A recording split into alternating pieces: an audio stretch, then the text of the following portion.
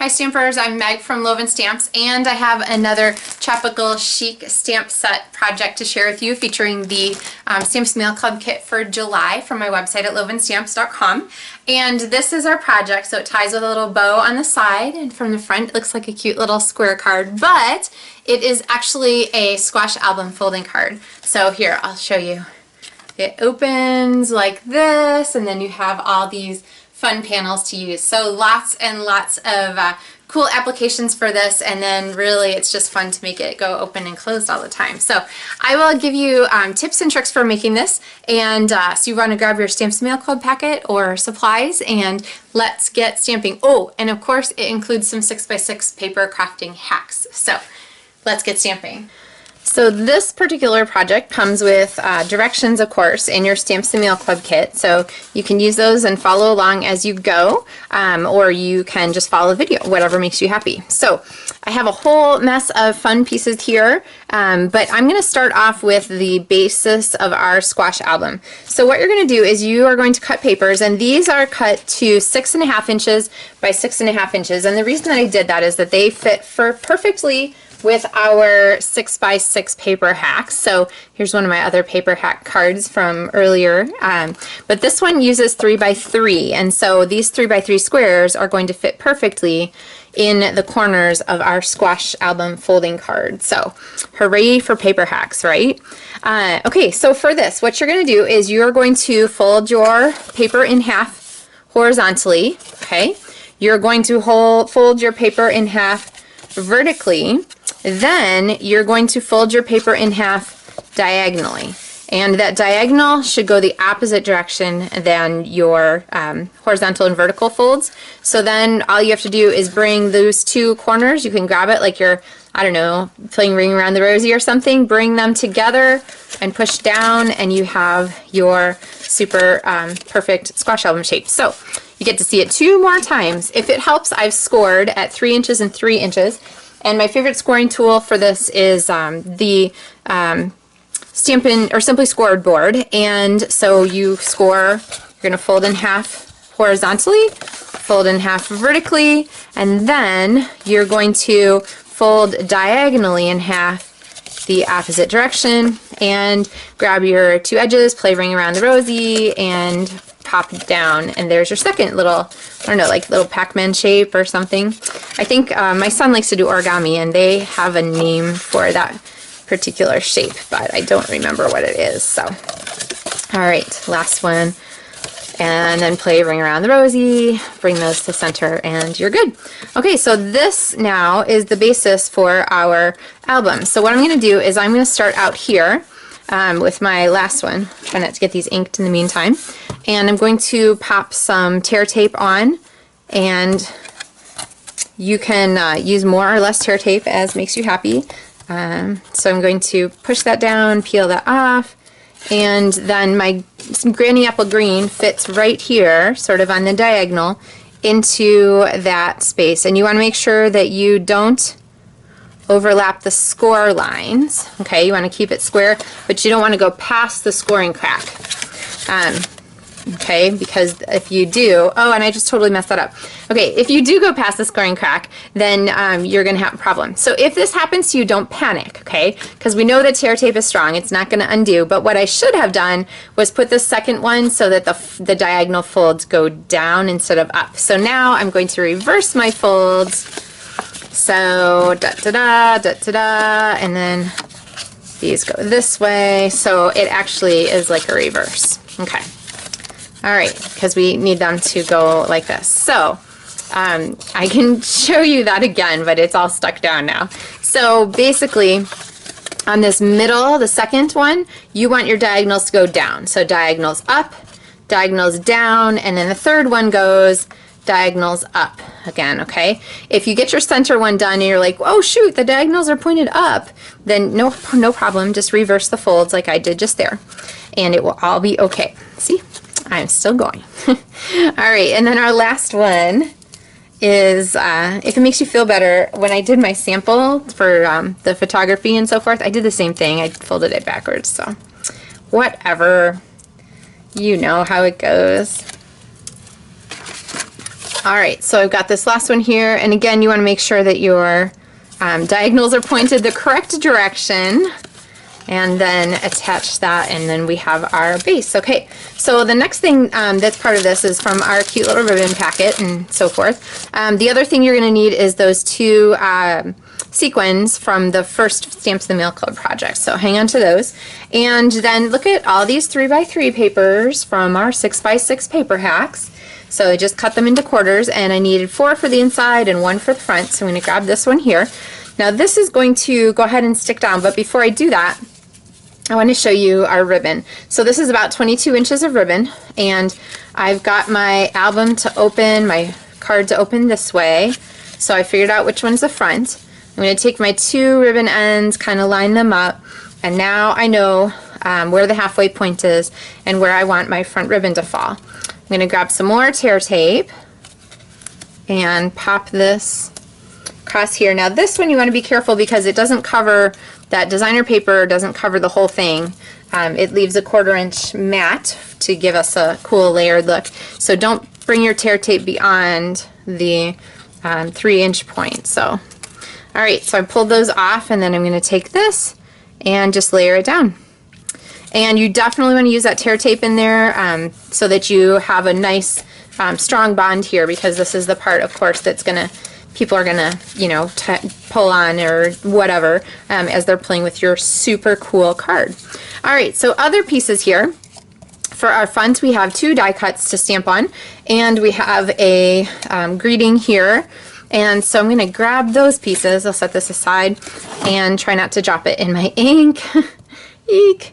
For this one, I'm going to go ahead and ink up my stamp in Grand Apple Green, and if you haven't seen yet, make sure you check out my faux rock and roll technique with the shaded spruce. And see, I remembered to talk about my sponge dauber with a label on it. Alright, and the faux, I'll leave a link in the video description to the faux rock and roll technique explanation, so you'll find that helpful. And remember, when you're stamping on pre-die cut pieces, I find it super easy to stamp upside down. So ink your stamp, put it up, and then add your paper to it, like that. And then finally, I have my little flower here, and I'm going to stamp upside down on this one too. Okay. Use that block. The block really gives you even pressure so that you get a nice image on there. Alright, and then our greeting here, I am going to stamp thank you in the shaded spruce. I love, love, love these ink colors. And then this fun stamp from the stamp set, I haven't used very much yet in the Stamps in the Mail Club. Funny thing, I like dimensionals. I'm going to go ahead and stamp right there in Blushing Bride across, and it just helps to decorate up our little label piece there. Alright, so then, since this is a front of a dimensional thing, I'm not going to give it another dimensional. Oh, what the heck, I probably could, but... Alright, so I'm going to go ahead and stick this down, and then that little line image helps to mimic these lines from the front, which is just kind of a perfect symmetry in the way it all comes together. I'm going to grab some dimensionals and pop these guys on the front here. So we'll put our leaf down like this. Make sure you leave room for your pieces when you add your thank you. I maybe could have put that up a little higher. And then my little greeting, and then I have a couple of sequins, and on my sample I put them in a different place because I put my thank you a little low here. So I'm going to kind of put one above and one below, and that gives us our fun. Those are the basic sequins. They are the great colors. They kind of mix and match with anything, so I highly recommend getting those. Alright, now on the inside of our project we have some pieces to add, and I have my papers, my 3x3 papers, so I'm going to go ahead and figure out where I want those to go. There and there, and go ahead and pop those down with my snail adhesive.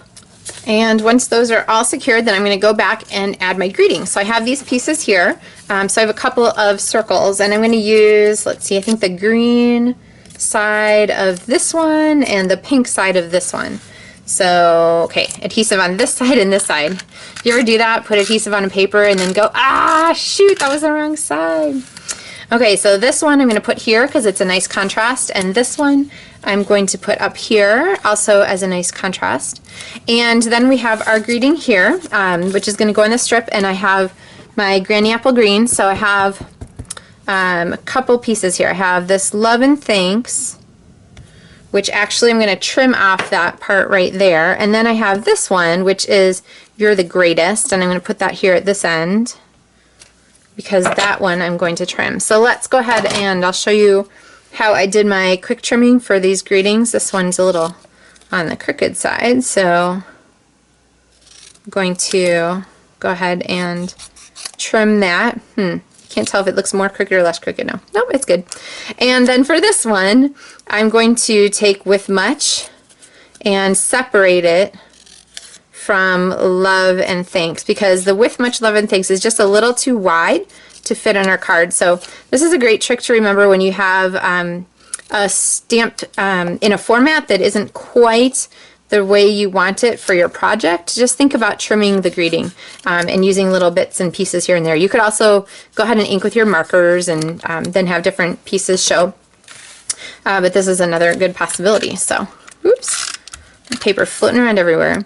So I'm going to put Love and Thanks across there, and then this right here. Did you like how I covered up that one little black blip? There was one little dark element to the card that didn't quite match everything else, so I popped it over with our greeting. So, all right, and You Are the Greatest. So there we have the inside. Now this is a great card. If you want to add like pictures of stuff, you can cut triangle pictures and put a ton of them in here. You could put pictures just in the big spaces. You could move this greeting over into here.